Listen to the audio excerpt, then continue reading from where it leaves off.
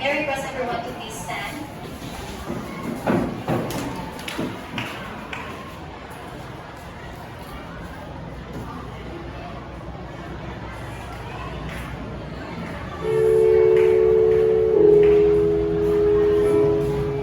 Let us put ourselves in the presence of the Lord. Dear Father, we offer everything and thank you for everyone gathered here today to walk with you. May we ask you for your blessing and guidance so that the activity set for this undertaking is successful. We ask you to open our eyes to see the wonderful things from this activity. We ask that you will open our ears so that we may retain the invaluable knowledge. Open our minds for us to think wisely. Let us with understanding, cooperation, and peace in fulfilling our responsibilities. Open our hearts so that we may receive your everlasting love, and open our spirits so that we may know that you are with us all throughout the day. We ask all this in the name of Jesus Christ. Amen. You may now take your seats.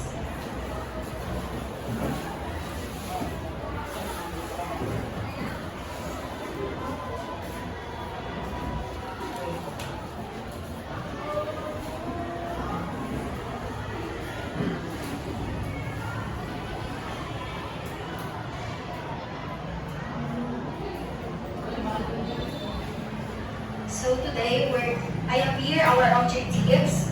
We have three objectives, which is the first is the content standard, second is performance standard, and C is learning competencies.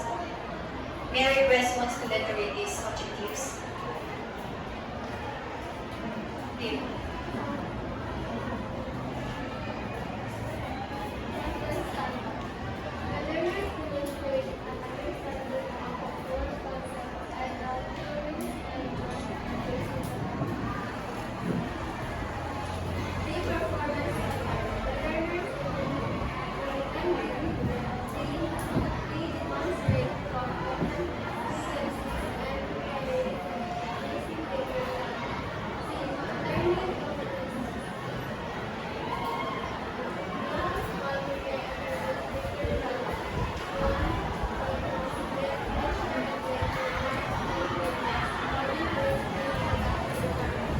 Okay, thank you. So our objectives for this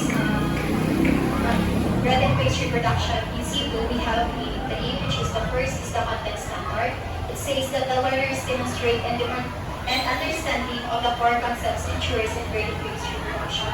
And then the second is the performance standards. The learners independently demonstrate core competencies in preparing and producing bakery products. And C is the learning competencies which have a learning outcomes, prepare and produce bakery products. So when it comes sa atin na read-based reproduction, we have a unit of competencies. We have a 3 unit of competency, which is the basic, common, and core competencies. But we are now focused to our core competencies. So in our core competencies, which is have a learning outcomes, which is prepare and produce bakery products. So our topic for today is about the select, measure, and weigh required ingredients according to the recipe or production requirements. So today we have a review regarding our last time na topic. So our title is Remember Me. So may I request one student to have a review on our topic last meeting. Ano yung topic na last meeting? Okay, nakabala kung sino, ano ang ato yung topic last meeting? So, we proceed na lang sa ato niya. So, I have here a 5 drill questions, which is, ano rin siya connect isa sa last time sa ato niya topic. So, I have here one. So, gusto ko mamaya isa ka student or na-answer sa every question na ako niya i-present ko. So, the first one is called, what do you call a infant that is solid at room temperature that we use in baking? Shortening. Okay, second. When it comes to mga shortening naman, we have a butter, mayonnaise, vegetable oil, and lard. Yun naman na ano kung mga shortening gamit na sa mga dairy products. Next. It is called a cake because it is based on flour, usually wet flour, sugar, butter, and eggs, and is sometimes thickened with baking powder.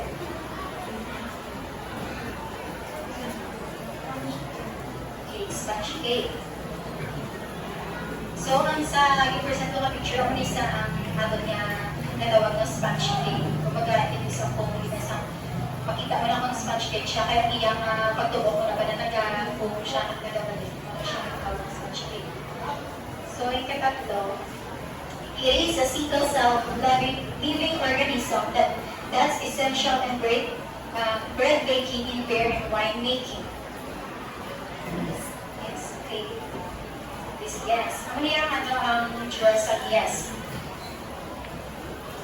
Okay, number 4, it is a fine powder made by grinding white wheat kernels, and it is the main components of food such as bread, crackers, pasta, tortillas, cakes, cookies, and pastries.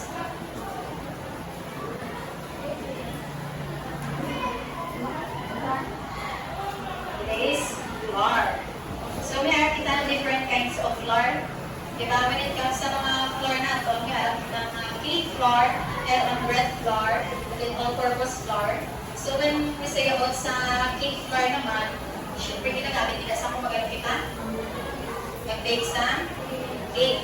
Kung sa mga bread flour naman, sa mga patisas, sa mga bread na siya ginagamit natin. Tapos kung ginatawag naman na all-purpose flour,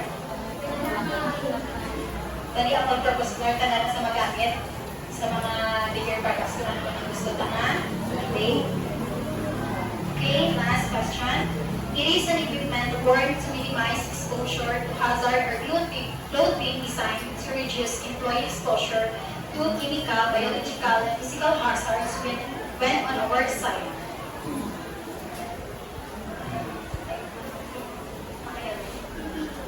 Okay, BPP. When it comes naman sa atong yung mga workplace, dapat may ginagawa ang BPP. Diba? It is important nga magamit nila sa atin yung BPP. For example, kung ba-mulong kita. Kaya naman siya nag-protect sa atin in times nga may mga tabo ka lang mga lalaki. Like for example, may kuha ng ibang bayo. So, require kita sa susok sa sa libron.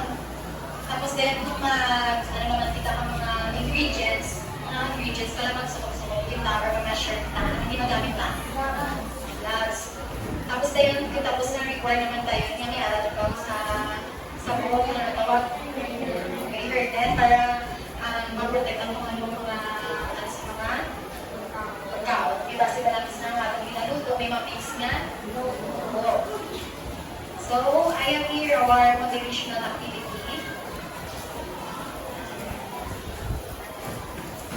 I have here sa envelope. It contains a puzzle picture. So, sa daring activity, you need to group yourself into five groups para ma-ubra ng activity. Makakang nakita 1 to 5 na. Tapos ng 1, mag-gather na lang ng 2 or 5. Winning 4. 3.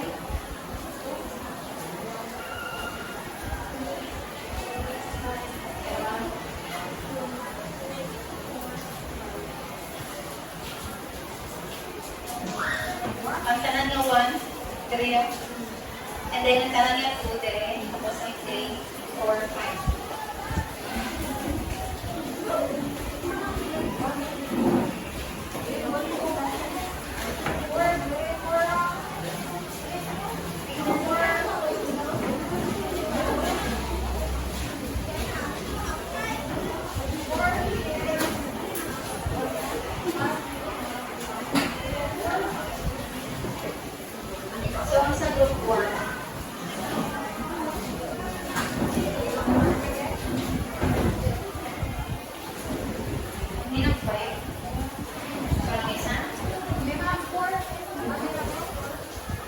Grade 5. Pero isip mo na yung sila ang member sa isang group. Then ang group 1, or ang group 2, group 2 group 3, group 4, group 5, bali 4-3, 4-4-3. Sige. Bali sa dala na activity, may dapat ang puzzle picture, which is to take isang, may mga kanila paper na da. Bali na lang itapik ang puzzle picture. And then, ang dala niya, ipasok niya siya kung ano na siya kaya na bigger products. And then, you have to present here in front every group ma-present is sa front. Bali, ano lang ang description ng gamay about sa bigger products nga na. And then, ang ano na tayo, ang main ingredients na ginagamit sa mula ng bigger products. Yes, ma'am. I give you 10 minutes to pass over the picture. Kanya provide na sa mga puzzle pictures ang double-sided paper. Need nyo na lang ipasok. You have to choose one leader, tapos dayon is isa ka presenter na ma-presenter sa isa ka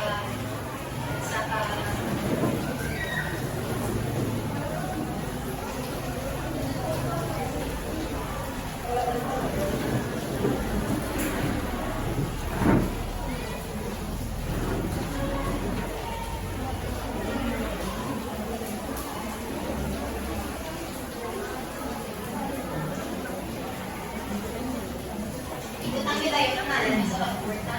Tapos, you need to choose one leader, tapos one presenter. Yung presenter sa front, termine group. Gamay naman description about sa bigger products.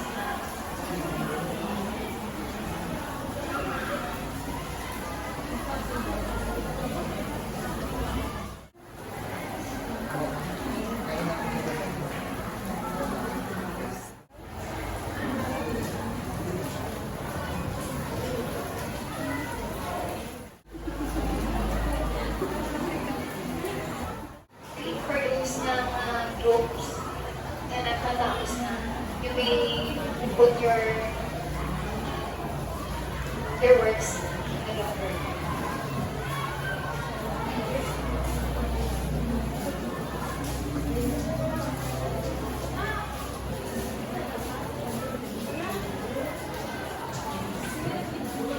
Double-sided.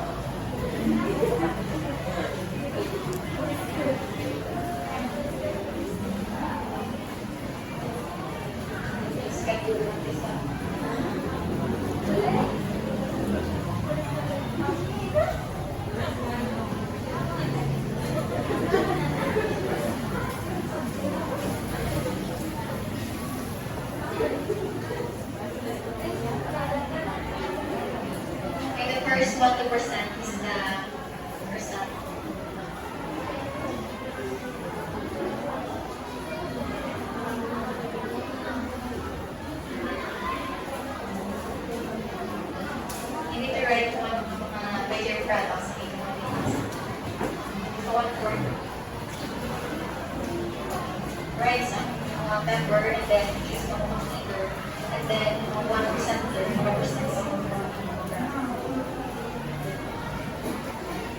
Sal is a staple bread rolled in the Philippines, commonly eaten for breakfast. It is made of flour, yes, sugar, oil, and salt. Okay. Sponge cakes are richer and more flavored than English hot cakes. Ingredients: flour, eggs, cup rice ingredients, and 1 cup. Sal is a staple bread rolled in the Philippines, commonly eaten for breakfast. It is made of flour, yes, sugar, oil, and salt. Okay.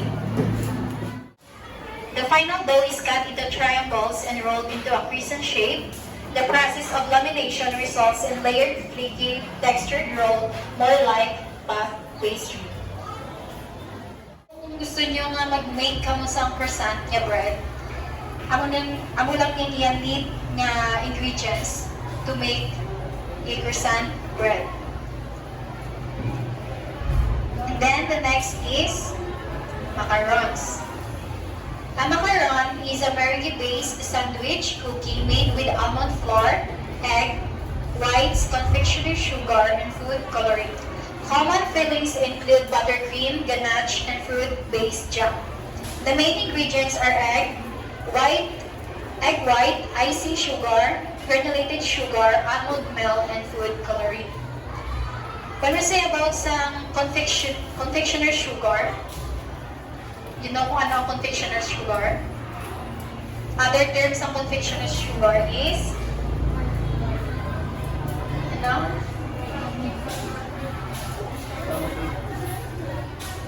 Other term for confectioner sugar is the powdered sugar. When ang ginagamit na kung mag-bake kita sa macarons kay soft, di ba soft ang macarons? Okay, next is the cookies. When we say about cookies, are small, sweet, crispy, or cake-like pastry most often made with flour, sugar, liquid, and fat. 4 essential ingredients. So the 4 essential ingredients are the cake flour, eggs, granulated sugar, and salt. The next one is the pandesal. When we say about pandesal, it is a popular raised bread in the Philippines, individually loaves or shaped by rolling the dough into long logs, which are rolled in a fine bread crust. These are then portioned, allowed to rise and bake. Pandesal is known for its pillowy texture and signature breadcrumbs on top. So the main ingredients when we make a pandesal is only the flour, eggs, sugar, and salt. So let's proceed to our topic today. So the objectives of today's lesson is to measure, and weigh required ingredients according to the recipe or production's requirements. So we have here our group activity regarding sa topic, which is the select, measure the ingredients. I have here in group 2. Group 2.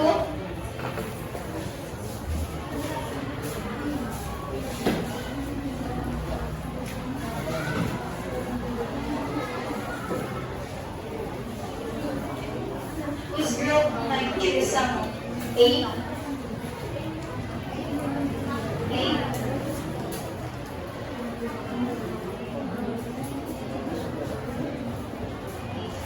Okay. So, tanan may group. Proceed na sa dumaan.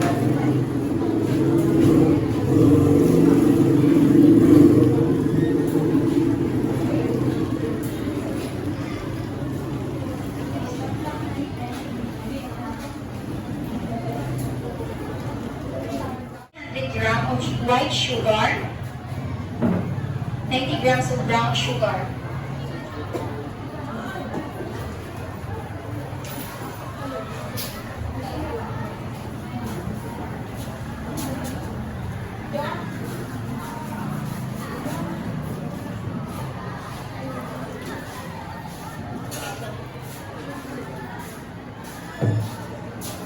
measure gram,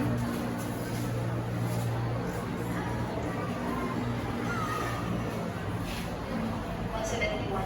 Hindi to minus mo ang grams niya din. Bali, ang data is to measure 300 grams of white sugar.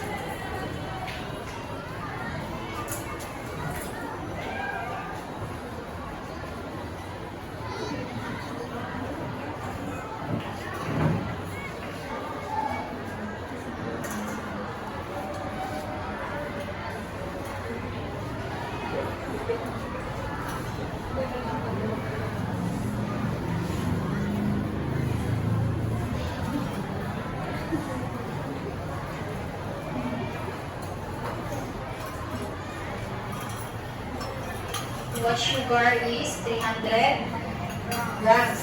Then the 90 grams of brown sugar naman. Ang difference ba lang para mag-refine natin ang iyang sugar. So sa iyang performance, yung ginano, ang ano nakita niyo malain sa iyang pag-measure. Kaya ginano? Reginsir ang sugar.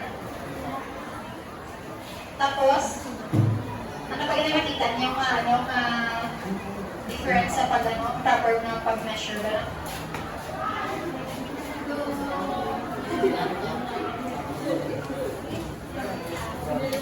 Later on, ma-note na on how to measure sa mga sugar yung nangyayon. So, we proceed to sa P.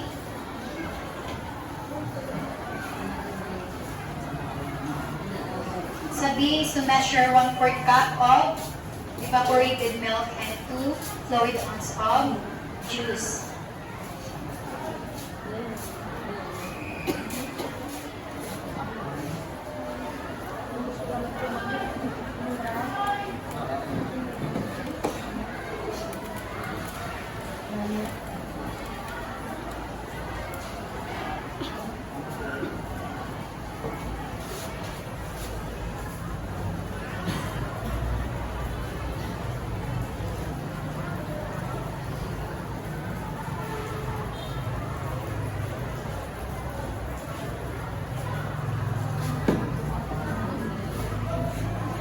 One-fourth.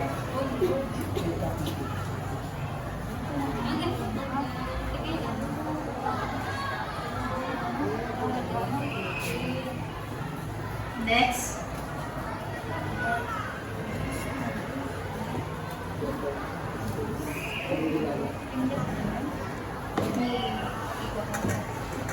Balitira natin sa 1/4 cup of evaporated milk.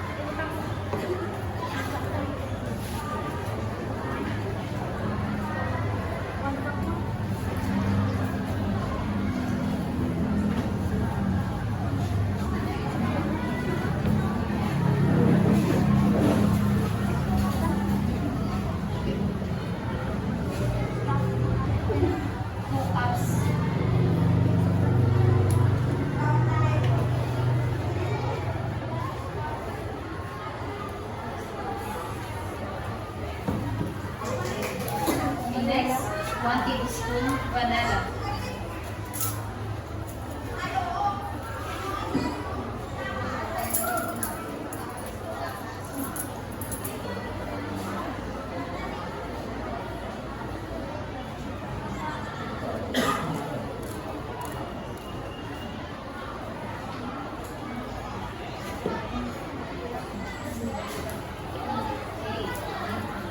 Did you find sa inyong naging perform activity? Paano nyo rin-choose kayo ng ingredients?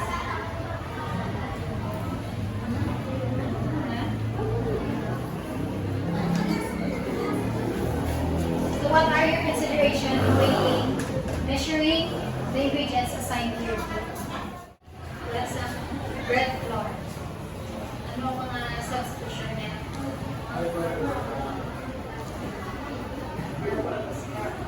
Okay, so today we have to tackle about the proper way of measuring, weighing the different ingredients and its substitution. So we have here the techniques in measuring and weighing ingredients used in baking. It is important to measure the ingredients accurately to get the standard and efficient use of materials. In baking pastries, measuring makes a difference. It is important that the ingredients be measured accurately to get right consistency and taste. When it comes in measuring, we need to have to accurate and measure. Because if hindi nyo ma-measure accurately, there's a tendency na ano natin yan. Okay, ano natin yan? Oh. So adding the wrong amount of flour or sugar greatly affect the quality of pastry products. Accurate measurement is one of the important factors that contribute. What is the first thing we need to do?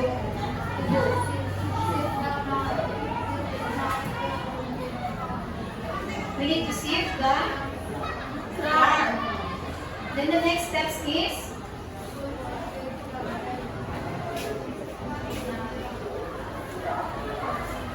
so when we measure the flour, we need first to sieve.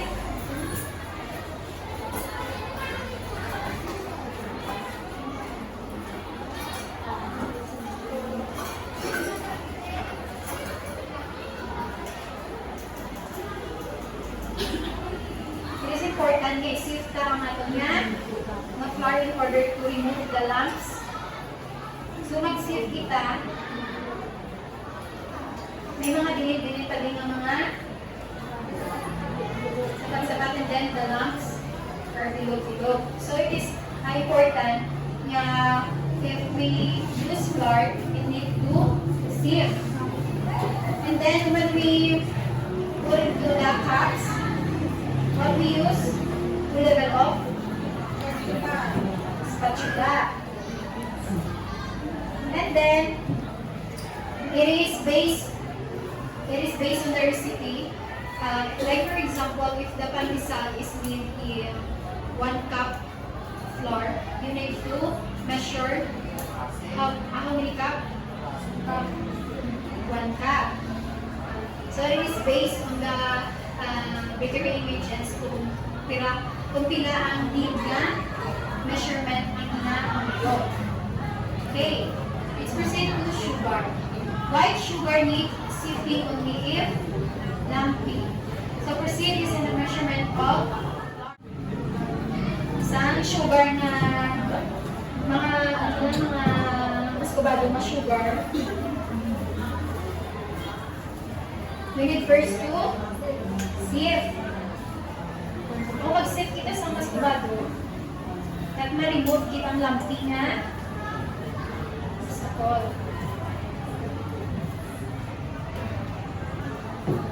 Tapos kung mag-measure kita sa dapat i-press ka sa, for example, na sieve.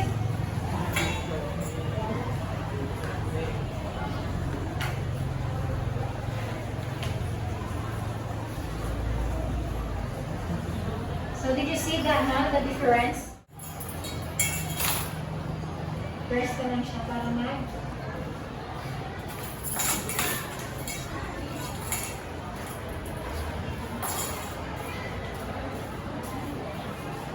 ma-form siya dahil. Ma-exam sa measure. Like, for example, kung ibutang mo siya sa may ano, kung or nasa same shape. So,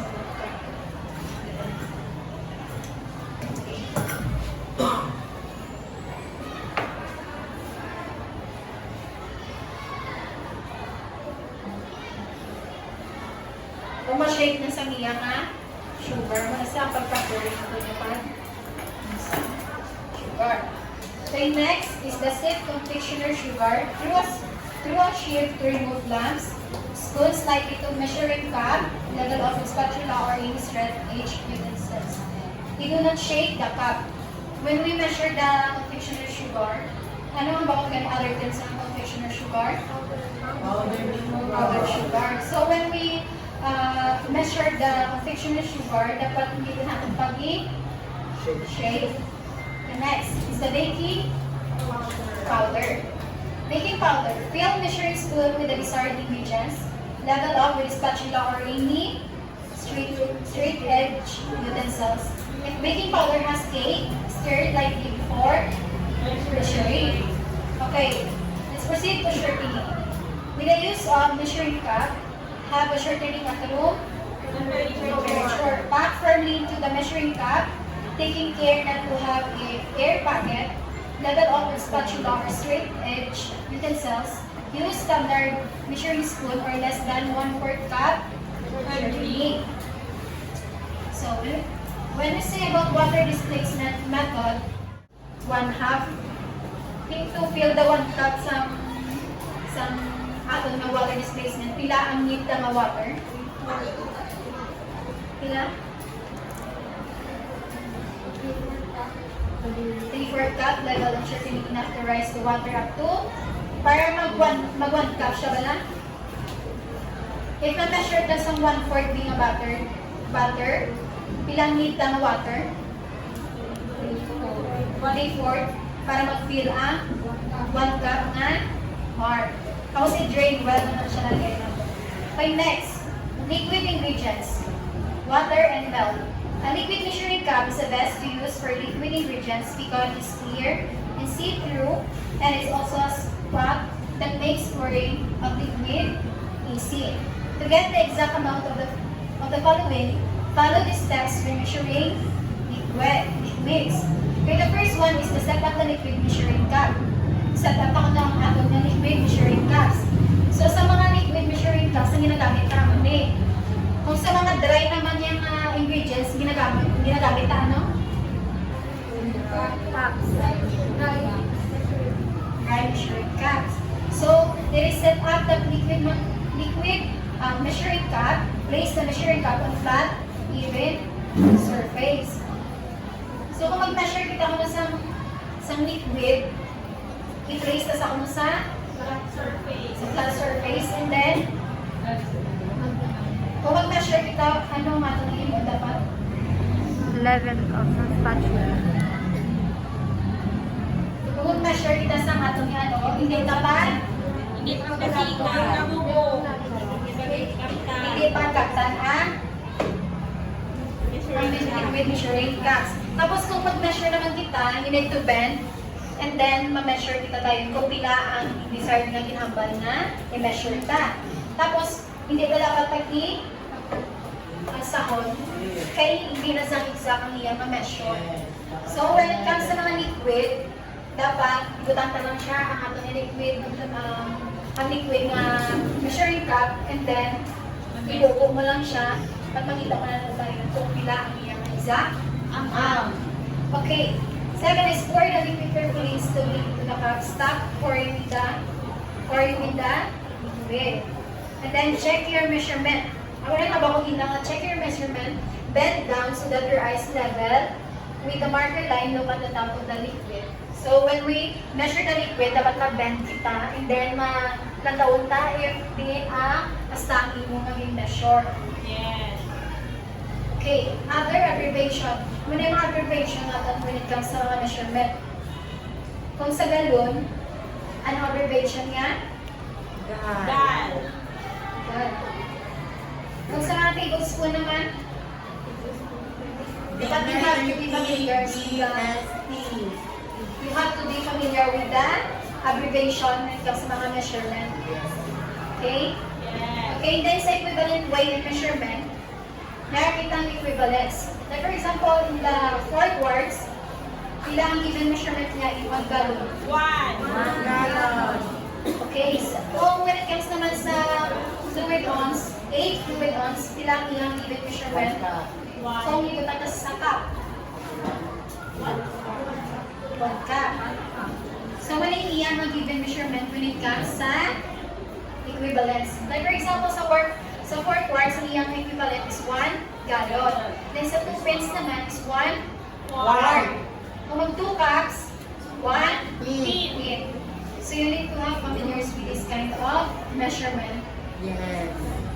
to have an exact measure. Yes.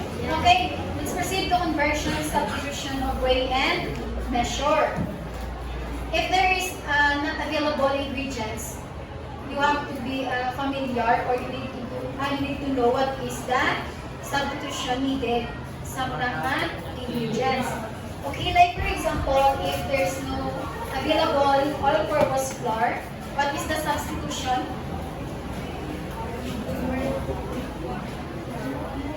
Anong substitution if there is no available na all-purpose flour? Ano?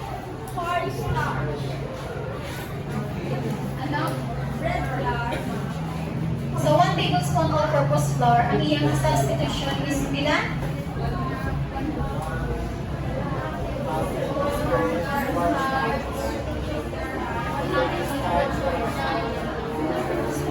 So, kung if there is no available na all-purpose flour when you make a bread or other bakery products, there is an available substitution. Amo na ang table na ang 1/2 tablespoon corn starch, potato starch, rice starch, or arrowroot starch. Like for example, if there is no available naman na granulated sugar, anong substitution niya? 1 and 1/3 cup of brown sugar. Like 1 and 1/2 cup for 0 minus 1/2 cup, 1 cup honey minus 1/2 to 1/3 cup. So, when it comes to mga substitution, if there is no available na mga ingredients, you have to know kung ano ang need na mga substitution. Maybe there is still available na mga ingredients na pwede masubstitute natin sa ating mga ingredients. So, kung sa 1 whole egg naman, kailangan niya may substitution.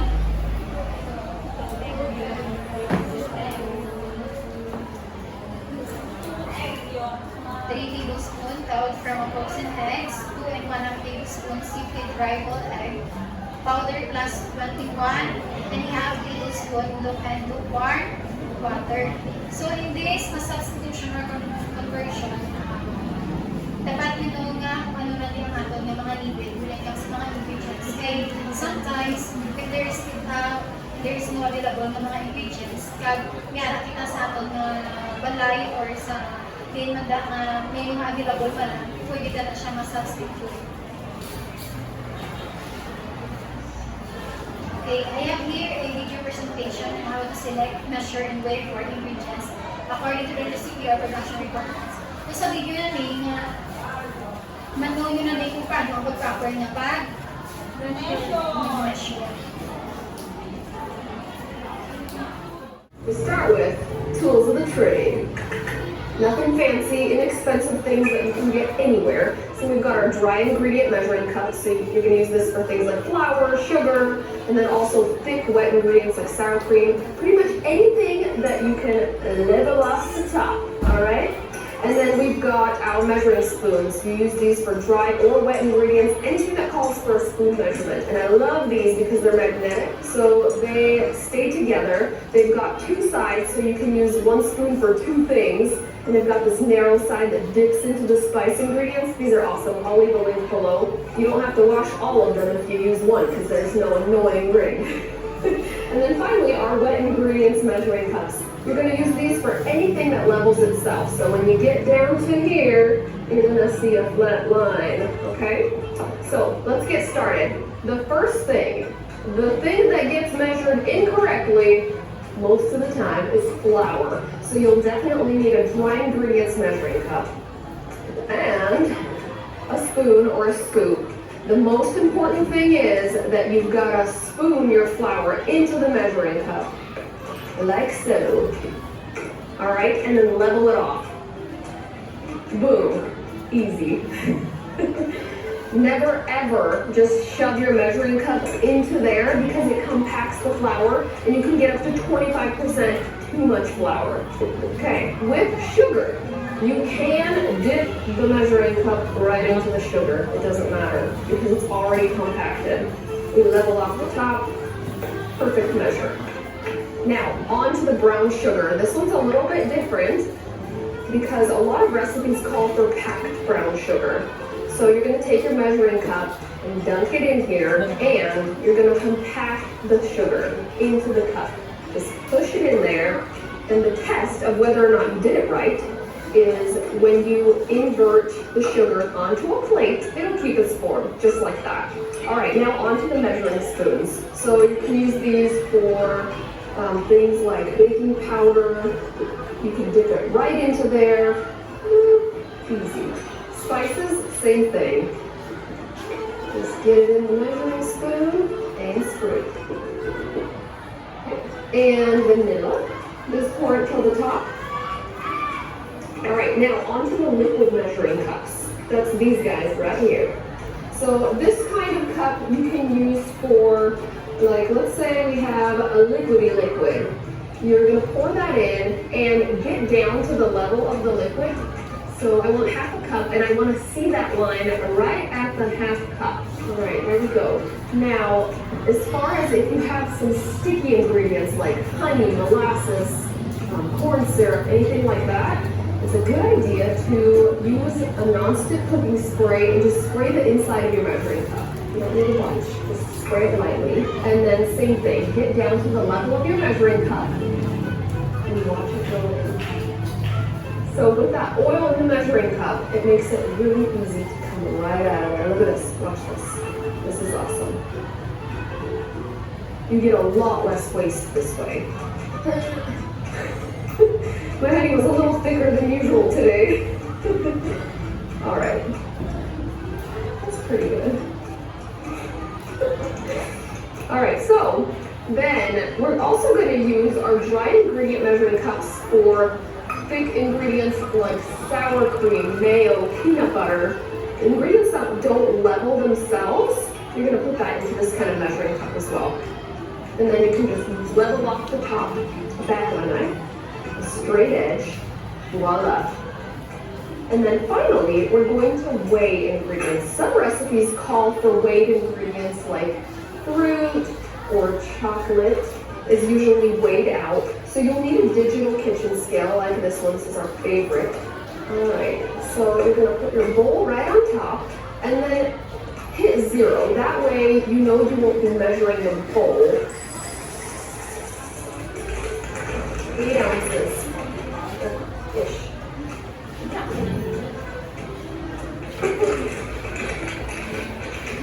Totally okay. That's all there is to it. You're gonna be measuring like a boss. What can you say about the video?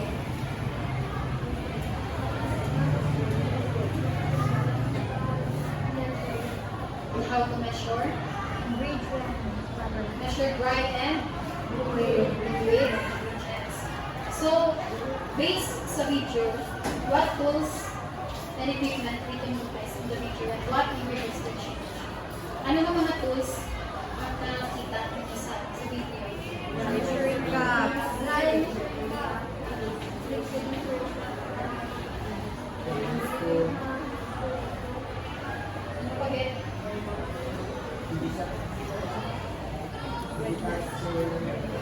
Digital weighing. Scale.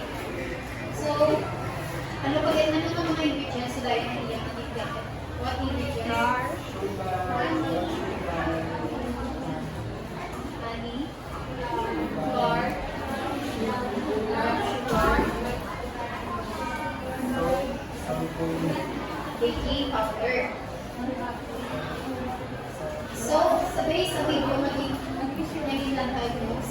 some proper how to measure dry ingredients and liquid ingredients. So ano ito kanina ipakita kung paano mag-measure.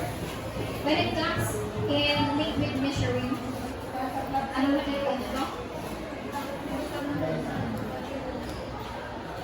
Put a liquid measuring cup into a flat surface. Then you pour the liquid ingredients. When it comes in dry ingredients,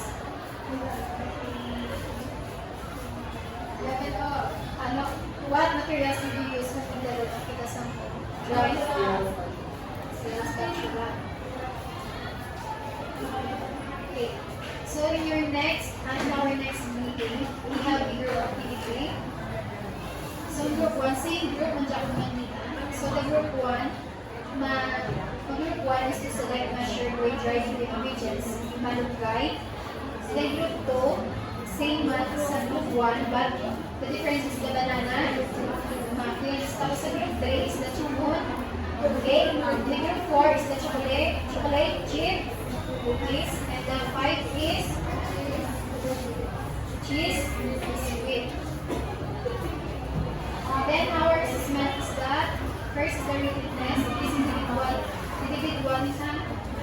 Okay, the first number sa question number 1 is describe how to select, measure, weigh, or ingredients when baking banana, muffin. And then the second is decide the importance of properly selecting, measuring, weighing, or ingredients according to the recipe or production requirements. And then in your individual performance, you have to select, measure, and weigh for ingredients for dinner. There is a performance na sa individualism. Okay? And then when it comes to give you sa inyong grades, sa inyong performance, individual performance, we have the scoring grades. So we have a criteria: excellent, very satisfactory, and satisfactory. So when it comes to the excellent naman, you have to select all required ingredients. Measure accurately all wet ingredients. Then measure, weigh accurately all dry ingredients. The same also sa very satisfactory, and satisfactory. So, thank you everyone for your listening. Any question? Clarification? Okay, that's all for today. Thank you for your cooperation in this topic. So, I have here a verse which is commit to the Lord whatever you do, and all your plans will be succeeded. It stays in Proverbs 16:3. Okay, may I ask everyone to please stand?